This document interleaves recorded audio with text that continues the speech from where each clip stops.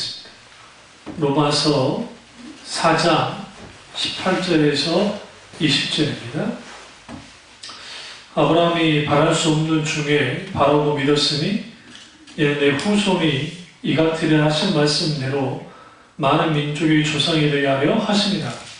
그가 백성화되어 자기 몸이 죽은 것 같고 사라의 태가 죽은 것 같음을 알고도 믿음이 약하여지지 아니하고 믿음이 없어 하나님의 약속을 의심하지 않고 믿음으로 견고해져서 하나님께 영광을 돌리며. 아멘. 말씀 제목은 바랄 수 없는 중에 믿는 믿음입니다. 바랄 수 없는 중에 믿는 믿음입니다. 우리가 아브라함의 믿음하면 뭔가 바라지 않고 눈에 보이는 게 없어도 주님 주시는 약속의 증거를 붙잡고 그가 나아가서 그 믿음의 조상이 되는 것을 봅니다. 18절과 20절이라고 하는 아주 짧은 구절에 이 믿음이라는 단어가 계속적으로 잘 나옵니다. 믿음, 그 다음에 믿음, 이게 세 번 나오는데요. 믿었으니까지 하면 총 4번 나온다 할 수 있습니다.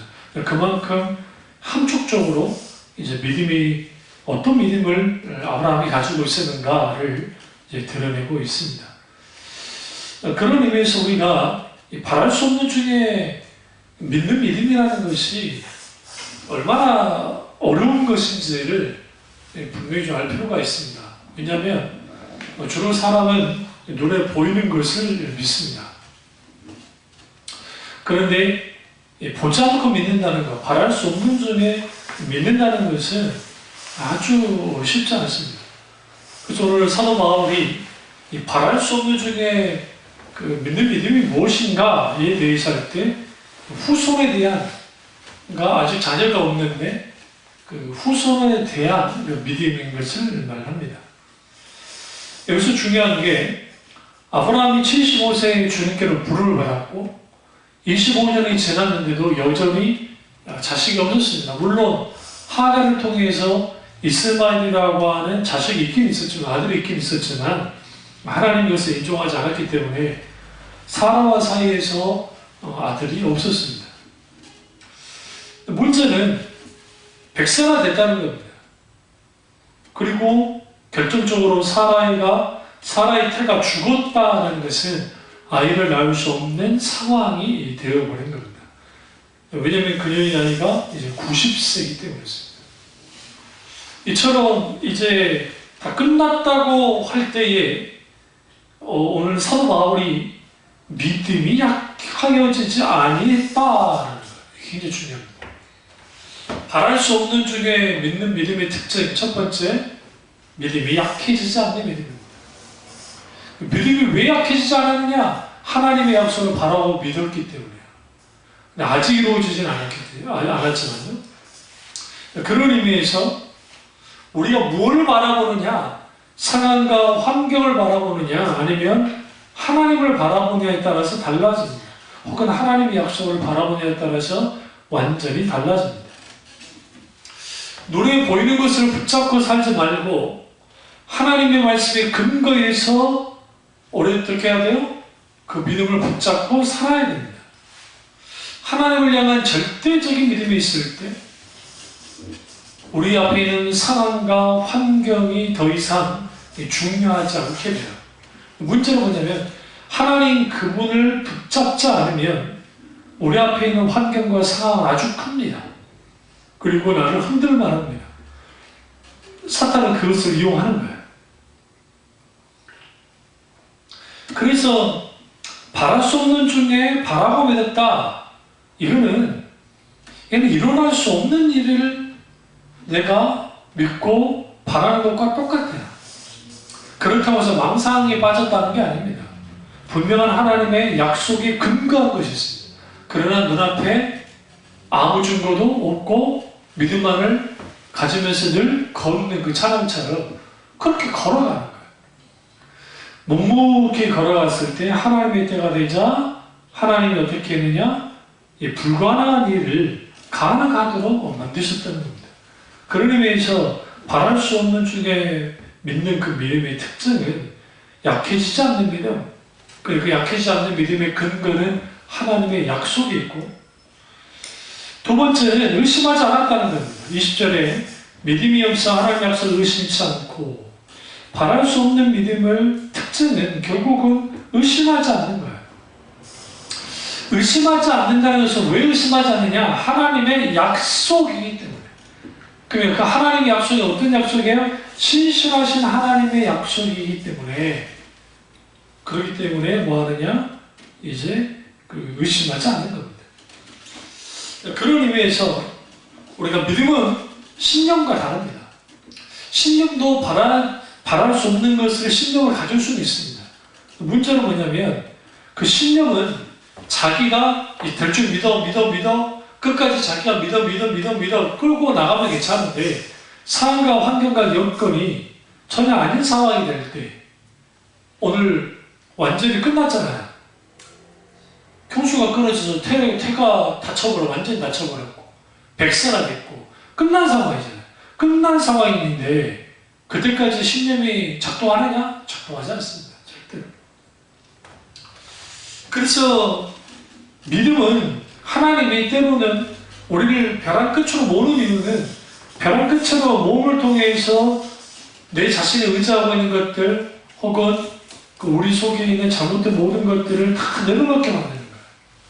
다시 말해 하나님 말씀에 자신이 항복하도록 만들고, 하나님의 말씀에 그 말씀을 의지하고 따르도록 하시는 것을 보게 되었습니다. 그래서 로마서에서 말하는 것처럼 하나님께로 나온 자는 반드시 그분이 계신 것과 그가 자기를 찾는 자들에게 상 주시는 심을 믿어야 됩니다. 그 믿음이 우리에게 필요합니다. 반드시.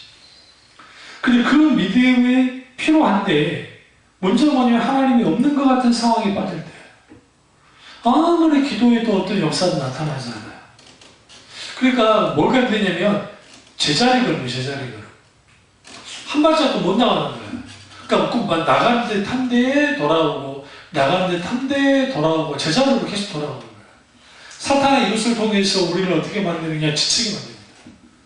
광야 이스라엘 백성들이요, 40년 동안 광야를 볼 때 자기들이 갔던 곳 또 오고 갔던 곳 또 와요. 이게 이제 신약 서적이나 성서 집이나 그런 데를 보시면 거기에 예전에 우리 관주 성경에 이스라엘 백성들이 지도, 요즘 성경에 지도가 나오지 않지만 그 시대에 관주 성경 같은 데는 지도가 딱 나와 있거든요. 그럼 거기에 40년 동안 이스라엘 백성들이 어떻게 시나이 광야를, 사막을 횡단하는지를 보는데 왔던 거 또 돌아요. 빽빽 다 잡아가요. 그러니까 힘든 거예요. 우리가 기도해가지고 응답이 막 오면 좋겠어요. 즉각적으로. 그런 경우는 없습니다. 별로 없어요. 그러니까 만약에 내가 기도한 것만 이루어져 신나게 기도하죠. 근데 그런 일이 별로 일어나지 않아요. 또 주님은 그렇게 하시지도 않고, 하나님은 우리에게 기도 응답하실 때는 하나님의 뜻에 부합할 때예요. 그리고 하나님은 하나님의 뜻에 의해서 그분의 주권 안에서 모든 일을 행하시기 때문에 하나님이 우리에게 응답하실 때가 가장 적합할 때, 정확할 때예요. 그러니까 우리 생각에는 하나님이 너무 내게 역사를 늦게 하셨어요 라고 생각할지 모르지만, 하나님은 완전하신 분이기 때문에 우리에게 정확하게 응답하십니다. 그것을 믿고 그것에 대해서 인정해야 돼요. 근데 그러기가 쉽지 않습니다. 그런 의미에서 그들이 하나님의 약속을 의심하지 않았다는 것은 결국은 바랄 수 없는 쪽에 바라는 믿음은 결국은 뭐예요? 약속을 의심하지 않는 믿음인데, 약속을 의심하지 않는 사람들의 특징들은 약속하신 하나님이 누군지를 알아요. 그러니까 아브라함이 25년 동안 갈대아 우르에서 75세에 하나님께 부름을 받았고 25년 동안 하나님과의 어쨌든 관계를 가지고 살았습니다. 그리고 그분으로부터, 하나님으로부터 수많은 약속을 받았잖아요. 목표를 보여주고 모래사장에 모래만큼의 어마어마한 숫자가 너의 자손이 될 거라고 말씀하셨고, 그러한 축복에 대해서 말씀했죠. 그러나 되어지는 일들은 자꾸만 뭐야? 하나도 된 게 없었단 말이에요. 근데 그런 상황에서 의심하지 않았습니다. 왜요? 약속하신 하나님이 누군지 알았기 때문에. 그런 의미에서 하나님을 신뢰하는 만큼 그 신뢰도만큼 의심도 사라져요. 내가 얼마나 하나님을 신뢰하에 따라서 하나님을 향한 의심도 사라집니다. 그런데 의심은 언제 생기냐면 하나님 그분은 역사하심으로부터, 그러니까 하나님 그분으로서의 힘이 있다고, 능력이 있다고 알아요. 머리로는 알아요. 상황이 아닌 거예요. 환경이 그렇지 않은 거예요. 그러니까 사람들의 시선이 하나님을 향했던 시선이 다른 쪽으로 가면 다 의심하게 돼 있어요. 나 자신을 향하든지 환경을 향하든지 다른 사람을 향하든지 아니면 기타 능력. 그러니까 사탄은 그래서 자꾸만 우리를 공격할 때에 우리 시선을 교란시키는 거예요. 하나님을 향한 계속적으로 바라보는 시선을 다른 데로 돌리더라고요. 그렇게 해야 망하기 때문에 우리가 가지고 있는 믿음을 무력화시킬 수 있기 때문에 그게 가장 큰 특징이 의심이에요. 의심. 근데 그 의심은 단순히 하나님을 향한 신뢰 부족 때문에 나타나는 게 아니에요. 그 의심의 이면을 쫙 들여다보셔야 돼요. 그것은 그러니까 하나님을 내가 아는 만큼 하나님을 사랑하고 그리고 그분을 신뢰할 수 있는데, 의심이 들었다는 것은 내 머리로는 100% 하나님을 안다 할지 모르지만 실제로 삶 속에서 경험해야 아는 하나님이 없는 거예요. 그러니까 신자는 매일 하루하루의 삶 속에서 하나님을 경험하는 삶을 사는 사람들이에요. 그게 신앙생활이에요. 그러니까 오늘날의 한국 교인들의, 전 세계 많은 교인들의 머릿속에는 신앙생활이란 뭘까 할 때 대부분의 사람들이 교회 나와서 예배드리고 헌금하고 봉사하고 전도하고 그런 게 신앙생활이라고 생각해요. 물론 그는 신앙생활의 한 부분이긴 해요. 그러나 그것은 사실 뭐예요? 의식이죠. 의식 자체는 잘못된 게 아니니까 귀한 거예요. 그런데 신앙생활의 모든 것들은 결국은 하나님을 영혼토록 알아가는, 다시 말하면 하루하루의 삶 속에서 하나님을 경험하고 알아가면서 주님과 날마다 교제하는 삶을 살아가는 것, 그것이 신앙생활입니다. 이게 안 되니까 교회 와서는 봉사다, 기도다, 뭐다 열심히 해서 뭔가 하는 것 같은데 막상 신앙생활의 뚜껑을 딱 열어보면 믿음이 안 보여요. 그러니까 믿음이 정확하게 필요한 시점에 믿음이 사용되지 않는 이유는 뭐냐면 내가 얼마나 믿고 확신하느냐가 중요한 게 아니에요. 그럼 일단은 사람들이 착각하는 게 내가 100% 믿어 그러니까 안 믿어지니까 믿습니까? 막 목사님들이 분강사들 그러잖아요. 그래서 믿어질 때까지 기도해요. 하나님 믿습니다. 그러니까 그렇게 끌어올렸다고 해서 믿어지는 게 아니에요. 믿음은 누구로부터 오느냐? 하나님께로부터 와요. 말씀으로부터 온다. 믿음은 들음에서 나며 들음은 그리스도의 말씀으로 말미암느니라. 하나님의 말씀에 대한 반응으로서 나타나는 게 믿음이에요. 그러니까 그 믿음은 결국은 인격체신 하나님을 만나고 알게 될 때 깊이 우리가 뭐하게 되느냐? 의심하지 않는 믿음을 갖게 되는 거예요. 그래서 신앙생활의 선패는 하나님을 가까이 하느냐 아니냐, 세상을 가까이 할 것인가 하나님을 가까이 할 것인가, 이 사이에서 모든 신자는 줄다리기를 해요.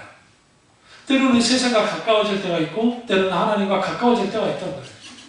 그런데 이것이 늘 소위 말하는 양말을 딱 세상의 양말, 하나님께 한 발 넣어가지고 왔다 갔다 하는 식으로 소위 말하는 신앙생활 하는 것만큼 어리석은 게 없어요.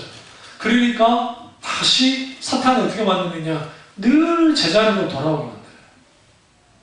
돌아오고 돌아오고 돌아오게. 이게 지치잖아요. 근데 자기도 모르는 사이 이미 자기가 뭐하고 있어요? 신앙이 뒤로 물러나는 상태에 있는 거예요. 자라나지 않는 신앙은 다 뒤로 밀려나는 거예요. 문제가 있는 거예요. 그런 의미에서 아브라함은 지속적으로 주님을 신뢰하고 어떻게 합니까? 나아갔습니다. 100세에 대해서 죽은 것 같은 상황에 빠졌죠. 몸이. 그럼에도 불구하고 그는 여전히 뭐였어요? 하나님의 약속을 믿었고 믿음이 약해지지 않았고 믿음이 없어서 하나님의 약속을 의심하지 않았단 말이에요. 이게 바랄 수 없는 쪽에 바라고 믿는 그 믿음의 특징이에요. 그런 의미에서 우리가 그럼 나는 어떻게 해야 될 것인가? 그럼 나는 왜 의심이 생기는 것인가? 그럼 당연히 우리가 하나님 앞에 어떤 하나님 같은 약속을 하셨을 때에 하나님은 우리에게 우리 눈에 보이지 않는 상황에서도 역사하시고 계시거든요. 그런데 움직이거든요. 근데 내 눈앞에 하나님의 일하심은 보이지 않는 거예요. 이게 문제예요. 이게. 안 보이니까 뭐예요? 조급해지죠? 조급해지면 모든 것을 무너져요. 사탄은 우리를 조급하게 만들어요. 그러니까 의심함에 있어서 대부분의 모든 것들은 조급함과 같이 갖고 와요. 그럼 당연히 사울 왕도 그랬고 소위 말하는 영적으로 실패자들의 저일적 특징들이 대부분 조급해요. 근데 그 조급을 할 만해요. 근데 상황이. 그러니까 우리는 너무 쉽게 사울을 갖다가 막 뭐라 그러잖아요. 그런데 실제로 블레셋이 쳐들어와가지고 진을 쳤는데 그것도 그냥 뭐 한두 명이 아니고 10만 명이 넘는 숫자가 밀로 내려왔단 말이에요. 그래서 맞은편에 진을 쳤는데 고작 몇천 명밖에 안 모였어요. 근데 약속한 사무엘은 오지도 않고. 그런데 그것까지는 괜찮아요. 근데 사람들은 흩어지잖아요. 사무엘을 늦게 오니까. 겁먹어가지고. 그리고 뚝뚝뚝뚝 떨어지는데 이제는 천여명. 천여명 이하로 떨어지는 거예요. 그럼 우리는 어떻게 할 겁니까? 저나 여러분 같으면 그러면 할렐루야 내가 신뢰하고 기다리겠습니다. 그러고 있겠어요? 쉽지 않은 거예요. 우리 너무 이걸 훈수신앙이라 그러는데요. 훈수신앙. 훈수하는 것은 잘해요. 남에게. 말은 잘해. 그러니까 우리가 바둑 그 중계하신 분들 보시면 거기 뭐 이세돌 구단이라든지 또 박정환 구단 예를 들어서 대국을 한다. 근데요. 재미있는 게 이 사람들만 대국을 하죠. 이거 설명해 주는 분들은 이걸 다 미리 다 보고 다 자기들이 여러 가지를 다 보면서 하기 때문에 이 사람들도 잘해요. 훈수는. 근데 실제로 이세돌 구단과 지금 그 방송 회사람으로 붙은 누가 입니까? 당연히 이세돌 구단 얘기해요. 왜 그러냐면 실력이 월등하기 때문에. 그래서 우리는 너무 쉽게 누군가를 믿음 없다고 정죄하면 안 돼요. 왜냐면 그게 내 상황이었을 때 난 어떻게 할까? 그렇기 때문에 모든 신자는 어떤 믿음 없는 사람의 행동들을 보고 나는 저렇게 해서는 안 되겠다는 교훈을 얻는 거예요. 그리고 그들을 위해서 충분히 주목기도 하고 권면해줘야죠. 사랑으로. 정죄로 권면이 아니라 사랑으로 권면을 해줘야죠. 그럼 우리는 아브라함의 입장이라면 몸이 죽은 것 같이 있어요. 백사가 돼가지고. 이제는 경수가 끊어진 사라. 어떤 희망이 있습니까, 그게? 의심하는 게 당연하다고 여기는데 의심하지 않았다는 거예요. 그럼 도대체 그 열쇠가 뭘까? 당연하죠. 그들의 시선이, 그러니까 의심은 결국은 조급함에서 오는데 조급하지 않아요. 왜 조급하지 않으면 나는 내 상황이 이렇게 됐지만 하나님의 여전히 역사할 거라는 믿음을 붙잡고 하는 거예요. 그러면 얼마나 힘들겠어요. 끝이 보이지 않는 터널을 지나간 것 같은 느낌이잖아요. 터널이 저 멀리 빛이 한 점 보이긴 하는데 아무리 걸어도 가까워지지 않는 그 느낌. 그런 느낌이 있거든요. 그러니까 그런 느낌 속에서 계속 있으니까 터널을 빠져나올 수 없는 것 같은 거예요. 그런데 믿음에서 가장 중요한 것은 묵묵히 하나님이 인도하는 길을 걸어가면 돼요. 걷고 또 걷고 나올 것 같지 않는 길을 걷고 걷다 보면 거기에서 뭐가 있게 되느냐. 밝은 그 곳으로 다 나오게 되는 거예요. 터널을 통과해 나오는 거예요. 그러니까 아브라함이 지금 그 과정이에요. 과정. 근데 그 눈앞에 아직 보이는 게 없어요. 현상도 없어요. 상황도 없었어요. 그래서 하나님을 전적으로 신뢰하는 사람들의 특징들은 뭐냐면 어떤 일들도 일어나지 않아도 그냥 묵묵히 주님을 참고 기다립니다. 그래서 의심하지 않는 믿음의 특징들이 사실상 참고 기다리는데 그들은 뭘 기다려요? 약속을. 신뢰함.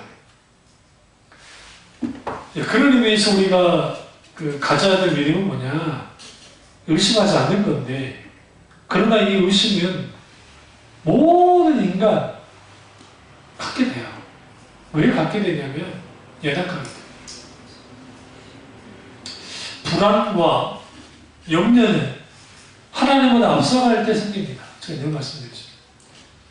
하나님보다 앞서가서 미리 계산하고 예단해버리면 이거는 다 끝나버려요. 내가 예상하고 결정까지 나한테 내버리니까. 우리는 아무데나 그래버려요. 아브라함이 그걸 안 했다는 거예요. 묵묵히 주님만을 바라보면서 가는 거예요. 근데 이제 세상 사람들 눈에 봤을 때는 어리석은 거예요. 우리는 결론을 아니까, 결국은 이삭을 낳았으니까, 그래, 그랬어. 근데 우리가 그 동시대의 사람이라 생각해보세요. 사람들은 수군거리지 않았겠어요? 지금 믿음이 있다고 하는데, 자식도 못 낳고, 지금 뭐 하는 신지 모르겠다. 좀 광신이다. 맹신이다. 그러지 않았을까요? 근데 그가 이러한 상황 속에서 뭐 하느냐? 주님만을 의지하고 바라보면서 하나님의 말씀을 끈질기게 인내하면서 기다리면서 따라갔다는 겁니다. 그래서 바랄 수 없는 쪽에 바라는 믿음을 가진 겁니다. 그리고 세 번째는 믿음이 견고해지는 거예요.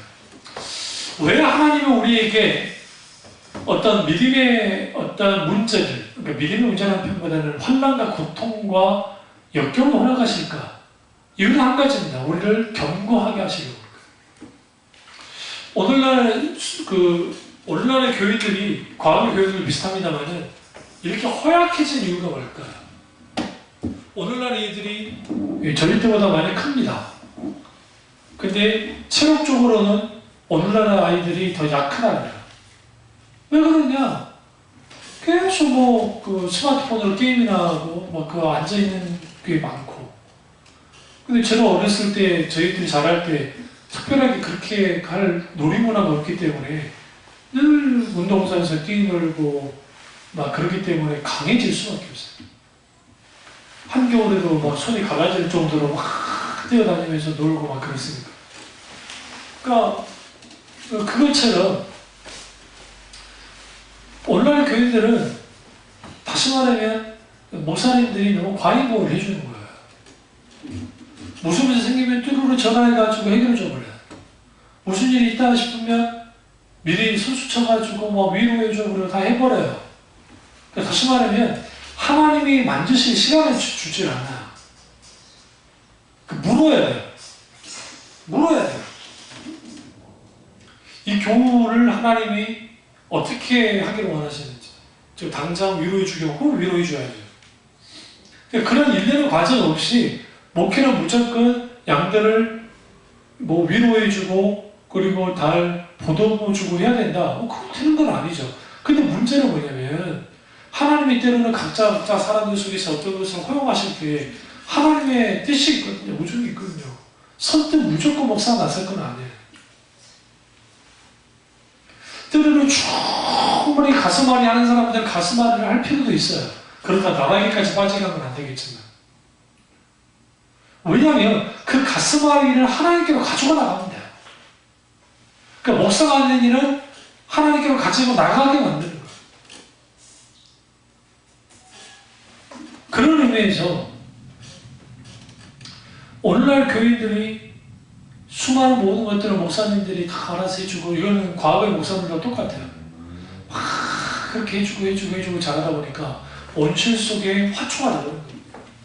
원실 속에 화초가 되니까 조그마한 문제가 생기면 헛되는 무너져 버려요. 넘어져 버려요.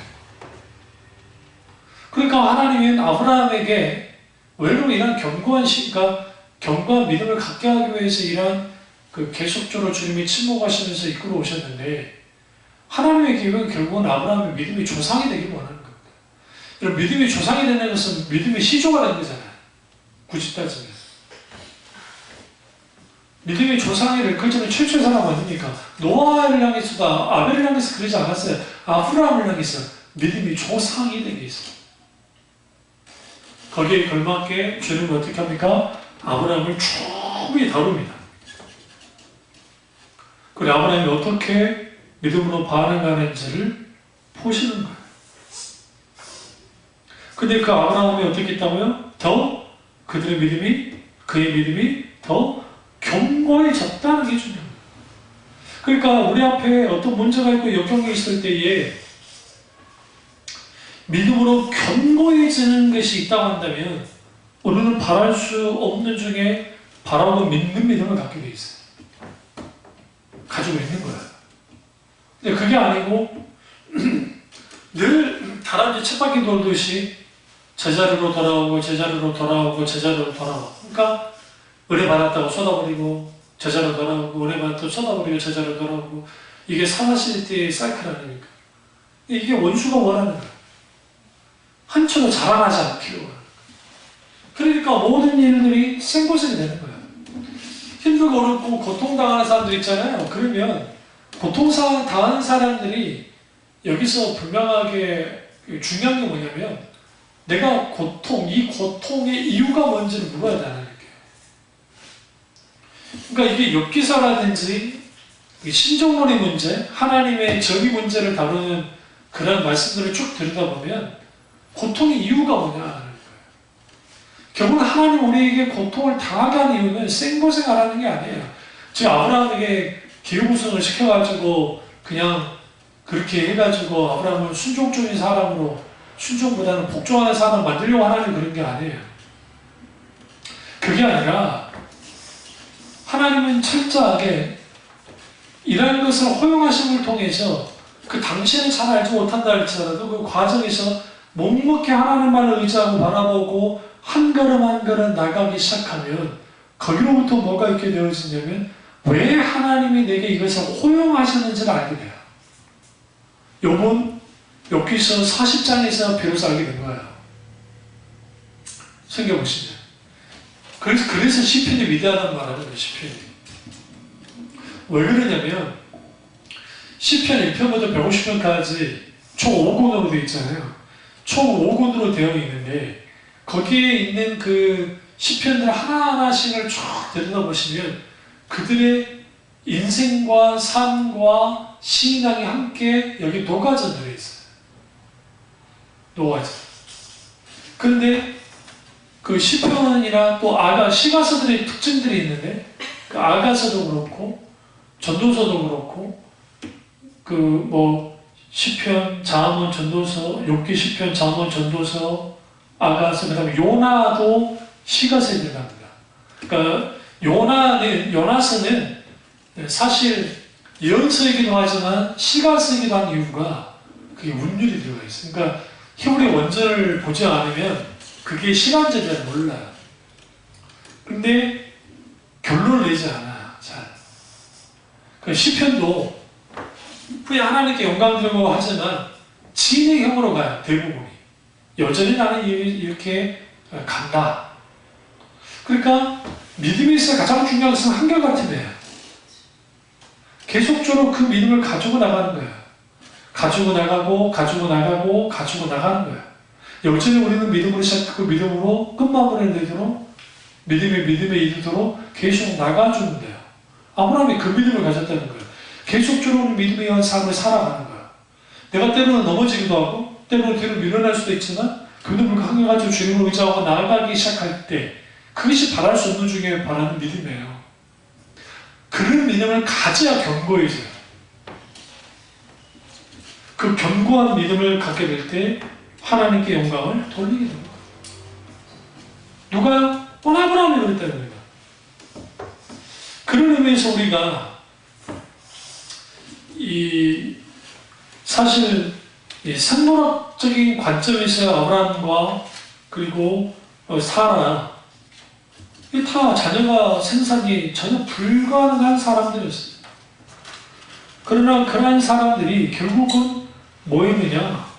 하나님의 약속을 믿고 나아갔더니 결국은 믿음의 역사를 입었고, 그리고 아브라함의 믿음의 조상이 된 겁니다. 그럼 하나님은 왜 이러한 그 믿음, 견고한 믿음, 그것을 주기 위해서 이런 일들을 허용하시는 것인가? 결국은 모든 것은 하나님이 하신다는 것을 알도록 하기 위함이에요. 그건 하나님이 하신다.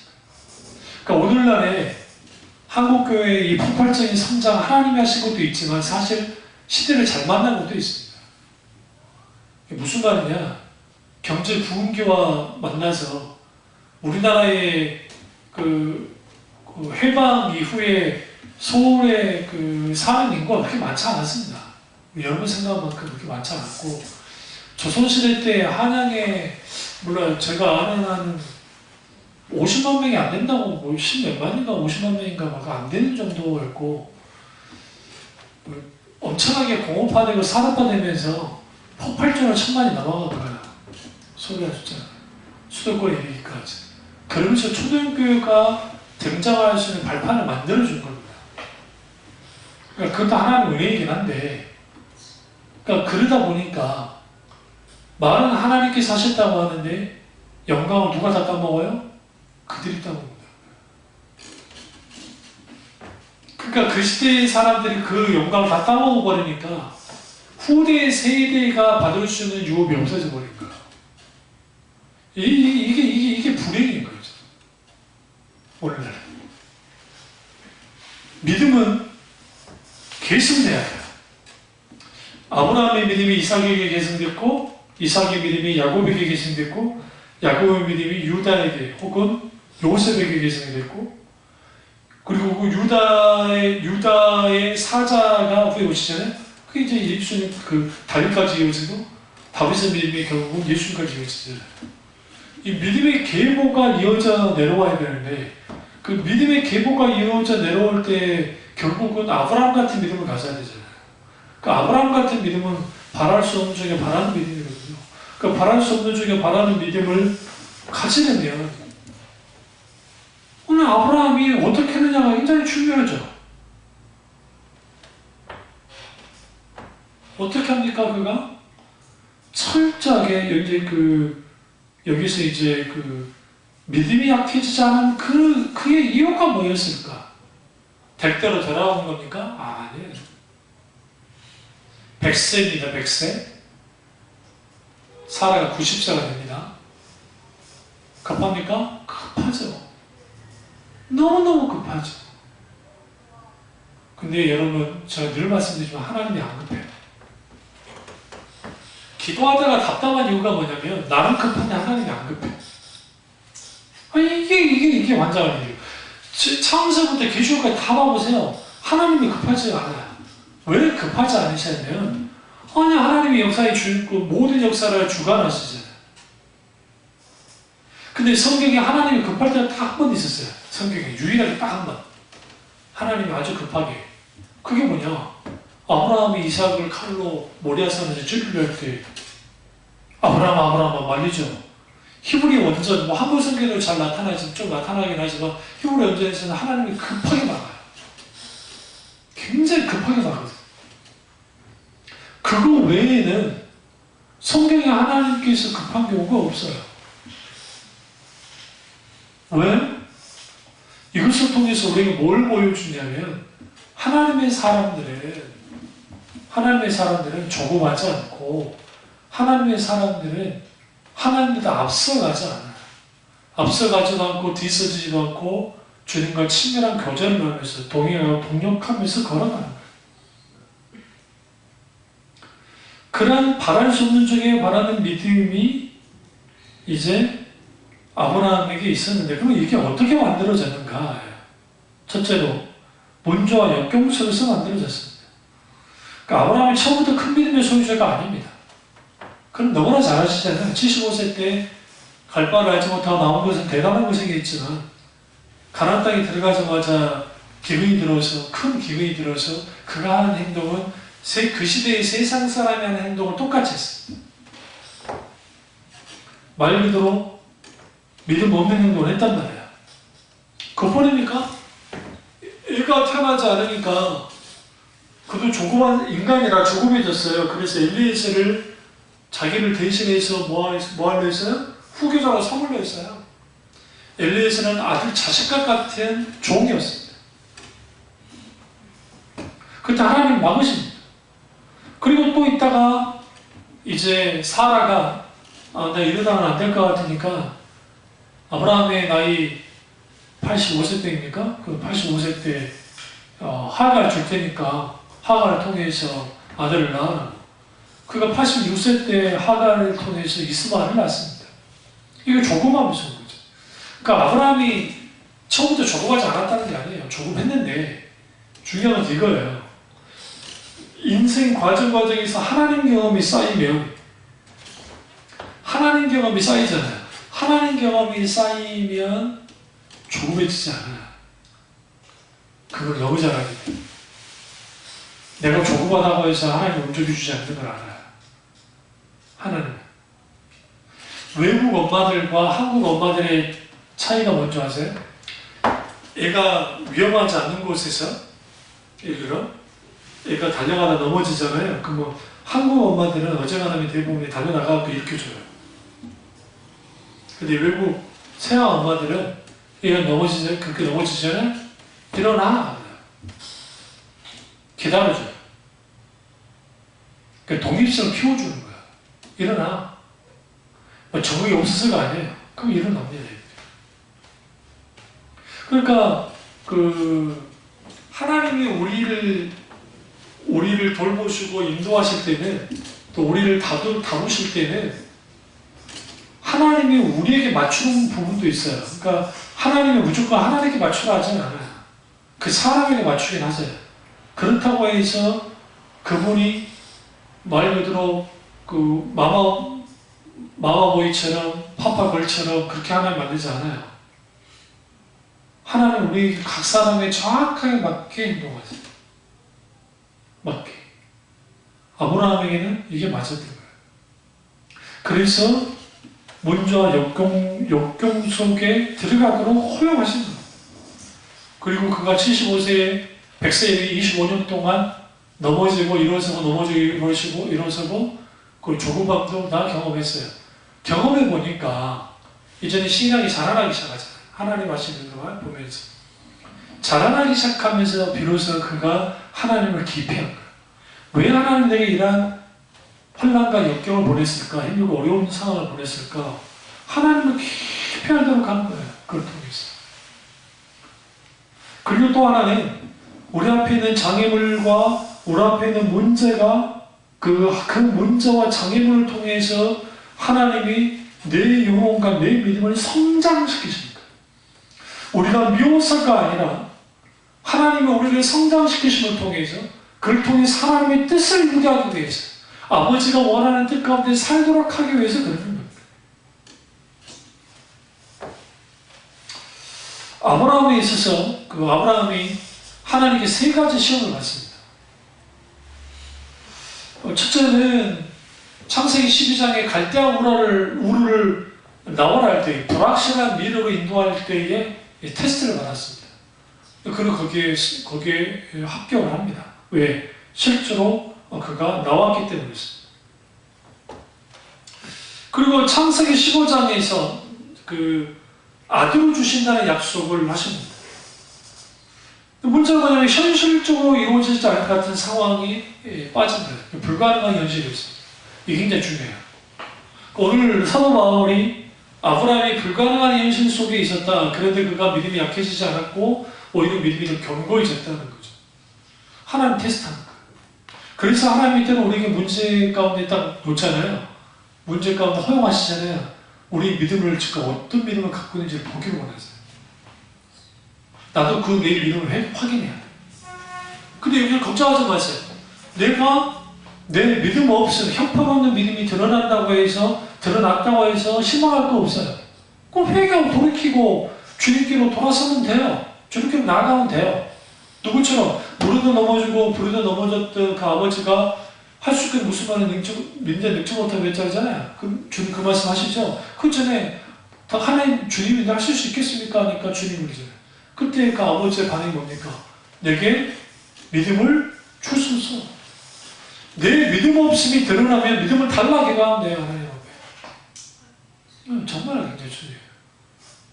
또 하나는 내가 그런 상황 속에서 이제는 내가 믿음으로 어느 정도 말을 한단 말이지. 믿음으로 반응하면서 거기에서 뭐 하냐면 하나님의 뜻을 아는 거야. 아, 하나님이 왜 내게 이 고난을, 이 역경을 허용하셨을까? 허용하셨을까? 때로는 사람 가시, 환경의 가시, 질병의 가시, 인간관계의 가시, 여러 가시들을 하나님이 주실 때가 있다. 그럼 왜 그렇게 주실까? 그것은 내가 원해서 그런 건 아니잖아요. 그리고 그들이 악해서 그들의 상황이 그래서 그럴 수도 있고. 그러나 하나님은 그를 허용했단 말이죠. 그리고 그를 가지고 하나님께 깊이 가져가 나가요. 그러면 하나님은 어떻게 하느냐? 더 넓은 마음으로 허용하시든지, 아니면 더 우리가 포용력 있는 사람으로 바뀌어지든지, 아니면 좀 더 영적으로 성숙한 사람으로 나가도록 하나님 만드십니다. 그러니까 그 인품 좋으신 한경주 목사님이 거기 이북분들이 이북에서 내려와서 세운교회가 연합교회니까 워낙 이분들이 대가 세잖아요.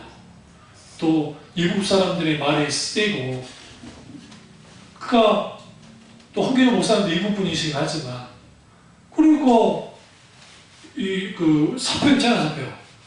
사표를 뭐 10년 이상을 이렇게 여기다 꽂고 목회하셨다잖아요. 그래서 후배들이 와가지고, 혹은 또 그 뭐 제자 목사님들이 와가지고 막 이제 교회 이렇게 힘들고 어렵습니다 하면 피식 웃으시면서 꺼내 보여주시고 그랬다잖아요. 목사님 뭡니까? 사표요. 사표. 이 사람아, 나도 응? 언제든지 사표 쓰고 싶었어. 근데 지나가 보니까 그렇게 나를 힘들게 하고 있던 그 장로님들 있잖아요. 그분들이 없었으면 지금 나도 없다는 거야. 오히려. 이게 무슨 말씀 드리려고 하냐면, 하나님은 하나님의 사람들을 다루실 때에 일부러나 그렇게 하진 않으세요. 근데 그 속에서 그 사람을 위해서 허용하실 때 있어요. 근데 힘들고 어렵긴 하지. 그러니까 한경주 목사님의 그 한마디 말이 그 장로님들과 막 갈등이 있는 그 후배 목사님들이나 제자 목사님들이 거기서 깨닫잖아요. 이미 겪으셨어요. 그리고 몇 마디 해주는 그 말 속에서 목회가 바로 설 수 있는, 그리고 장로님과의 관계를 바로 설 수 있는 관계로 가게 되어집니다. 그 얼마나 귀합니까? 아브라함이 마찬가지. 아브라함이 갈바를 알지 못하고 나오는 것까지는 성공을 했는데, 이제는 불가능한 현실 속에 있었고, 그 불가능한 현실이 내게 하나님의 기적 역사를 통해서 나타나면 좋겠지만 그게 나타나지 않았다는 거죠. 근데 여기서 중요한 건 한결같은 믿음의 태도예요. 이게 우리가 보아야 할 거예요. 그러니까 우리 지체들 중에서 그런 시절이 있잖아요. 끝나지 않을 것 같은 병원 생활들. 그러면 거기에 불가능할 것 같아요. 그런데 아브라함이 그런 현실 속에서 하나님의 약속을 믿고 바라보고 나아갔을 때 하나님의 놀랍게 역사하셔서 이루셨던 것처럼 그런 일들이 일어나는 거죠. 그리고 아브라함의 마지막 세 번째 테스트는 여러분 너무나 잘 아는 모리아 사건이에요.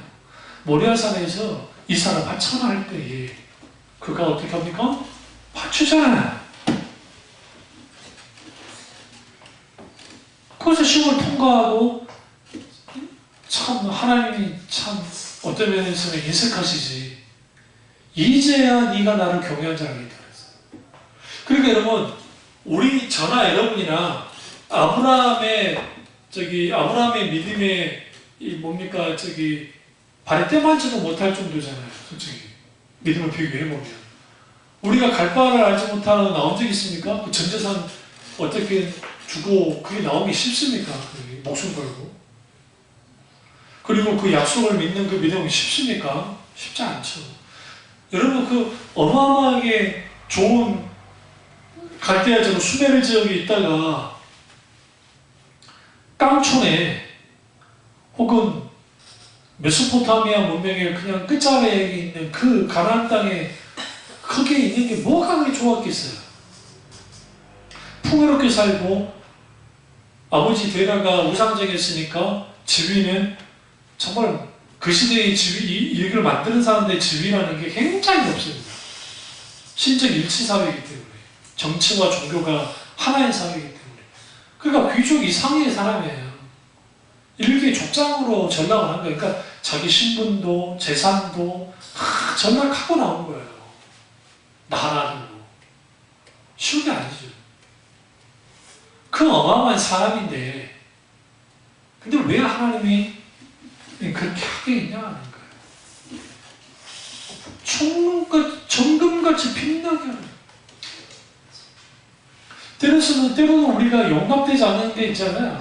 감당하기 힘든 내 그냥 교인들 중에서도 아니면 또 어떤 주위에 있는 사람들 중에서도 아니면 가족들 중에서도 내 소원을 확 뒤지는 사람들 있잖아요. 그랬을 때 어떻게 할 거예요? 그래서 주님이 여러 관계 속에서 일어나는 그런 것들을 통해서 뭐 하느냐? 그걸 담을 수 있는 거야. 우리는 충분히 기도로 담아야 돼요. 충분히. 기도로 담아서 승리를 해야죠. 오늘 누가요? 오늘 아브라함이 그 승리를 합니다. 그러니까 결국은 아브라함이 바랄 수 없는 중에 바라는 믿음이 꽃이 핀 것은 문제와 역경 속에서 만들어진 거예요. 두 번째는 순종입니다. 순종이었어요. 아브라함이 순종했습니다. 어떻게 순종합니까? 주님의 명령 그대로 순종한 겁니다. 결국은 순종하지 않는 자는 바랄 수 없는 쪽에 믿는 믿음을 가질 수 없습니다. 아브라함이요 100세 됐죠? 그러면 인간적인 방법으로 어떻게요? 하가 그냥 쥐도 새도 모르게 죽여버리든지 아니면 어디로 그냥 보내버리든지 그리고 이스마엘만 그냥 사라한테 입적시켜가지고 사라 아들을 하면 되잖아요. 벌써 이제 이 시점에 이제 애가 나이가 13, 14살 될 때니까. 아브라함은 그러지 않았어요.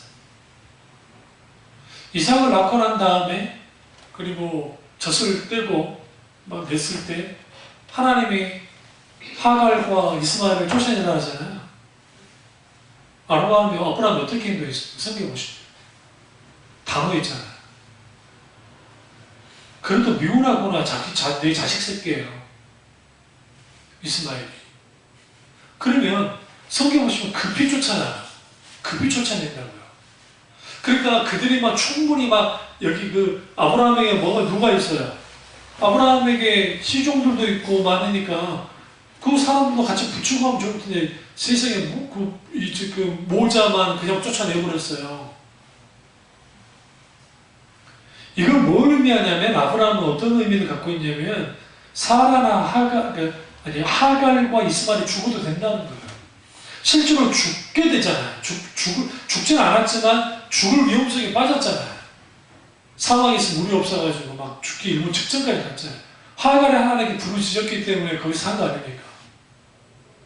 그러니까 우리 이걸 통해서 뭘 할 수 있냐? 아브라함이라는 인물이 확실히 그 모리아산 순종 이후에 아브라함이 완전 달라요. 이제 하나님이 명령하시면 즉각 해버려요. 예, 그런 사람이 된 거예요. 성장. 그러니까 우리가 10년 전의 신앙이나 지금 신앙에 갔다 이거 정말 심각한 거예요. 영적으로 자라나지 않는 것은 이건 저주받은 거예요. 신자는 죽을 때까지 영적으로 자라나야 돼요. 그게 정상인데 자라나지 않는 거예요. 영적으로 자라나지 않으니까 거기에서 뭐 하느냐?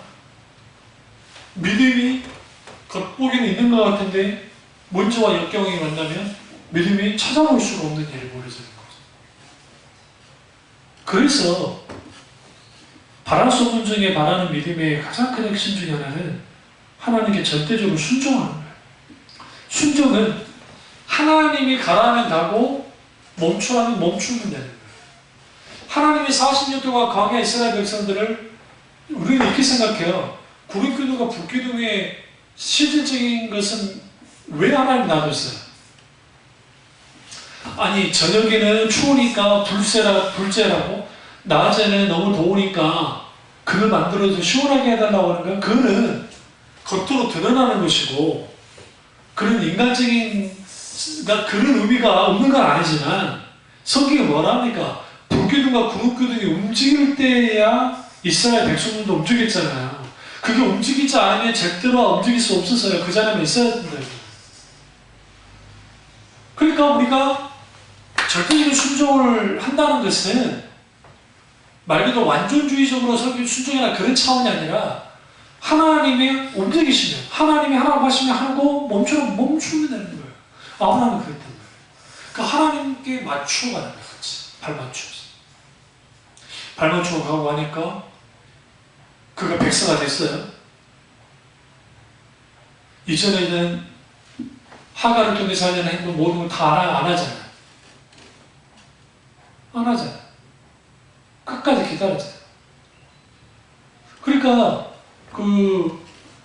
이스마엘이 태어나고 난 다음에 하나님의 침묵이 이루어지는데 거의 13년 이상을 하나님 침묵합니다. 성경에 갑자기 하나님이 갑자기 이스마엘 낳았다고 한 다음에 성경에 갑자기 탁 하면서 99세로 딱 나와 버려요. 왜 그런지 아세요? 13년 동안 혹은 14년 동안 아브라함이 하나님과 침묵기를 가진 거예요. 자체는 그럴 수 있어요. 그래서 그가 하나님이 그 침묵기 속에서 담은 거예요. 충분히. 어떤 사람이 순종하는 줄 아세요? 하나님께서 그러니까 하나님이 만지신 사람들, 다뤘던 사람들의 순종이에요. 그러니까 우리는 이 순종이 그냥 되어지지 않아요. 우리 믿음이 있으면 순종해야죠. 믿습니다. 순종하겠습니다. 막상 하면 안 되죠. 왜 안 되냐면 다루어진 적이 없어요. 다루어진 적이 있습니까?